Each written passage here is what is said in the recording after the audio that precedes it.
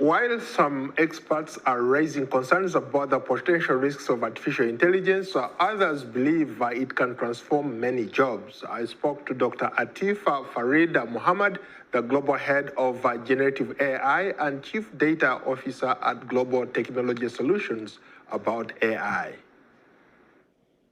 Artificial intelligence is technically machines trying to speak back with us, because machine is one party, I'm the second party, and if I'm speaking with the machine, then machine has to get back to me with some answers. I, on the other hand, have a humongous database here of all the actions I've taken, all the books I have read, all the schooling I have done, all the people I met. So there are a sequence of thought process I already have, but machine needs to learn to give me an answer in a way that I understand. So that is artificial intelligence in the go when we are speaking with the machine, or machine is speaking with another machine. And the more the data is, the more vitality, more life comes to the answer or to the understanding of this device. That is artificial intelligence. What are the major key differences between artificial intelligence and generative artificial intelligence? Okay, that's a very, very good question and very timely question, Paul. So artificial intelligence, as I just explained, is between machine and the data.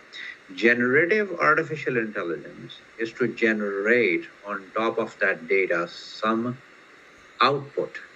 So let me give you an example.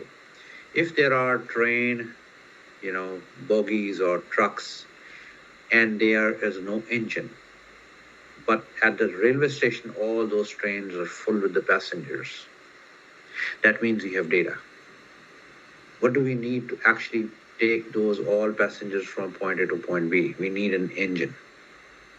So generative AI, large language model, small language model, like ChatGPT, like Anthropic, like Llama, like all the Megatron and all that jazz, these are all engines. They take the data and they change the state of data and send us this information back to us in a human consumable way.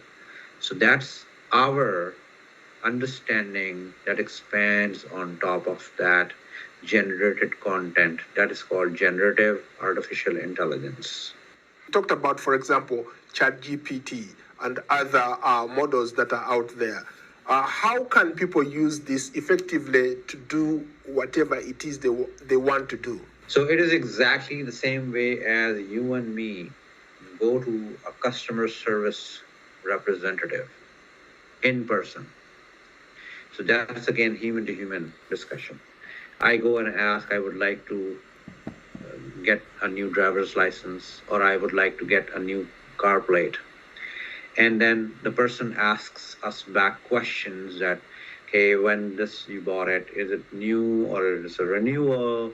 And then all those probing and clarifying that we use in our good old market research allows us to communicate what we want and allows the customer service representative to revert back with the appropriate actions, and we have to sign and pay the bill and walk away with our new plate or new driver's license. ChatGPT takes our questions in that way. There are times when these large language models asks us back, can you clarify? Can you tell me more about this? To what extent do you think artificial intelligence should be regulated? Regulation is possible. When we are crossing a school zone, we slow down. If a school bus has a stop sign raised, we must stop because the children are crossing the road. That is the regulation. That's the application of the law. If we break it, then we are putting someone's life in danger. That's a real life. So if and when the development would go to the next state of generative artificial intelligence, we need to establish some guardrails, some regulations, some ethical guidelines, like National Institute of Science and Technology in the USA, NIST, is looking into that for quite a while, and being part of the NIST Associated Center of Excellence in Washington, D.C., and at Global Technology Solutions. We always try to have guardrails applied in our foundational models, which are the mother of large language models. So that. Dr. Atif Muhammad is the Global Head of Generative AI and Chief Data Officer of Global Technology Solutions. That's today's Tech Report. Back to you, Esther. Thanks, Paul. Be sure to join Paul Ndiho each Wednesday for his Tech Report on Africa 54.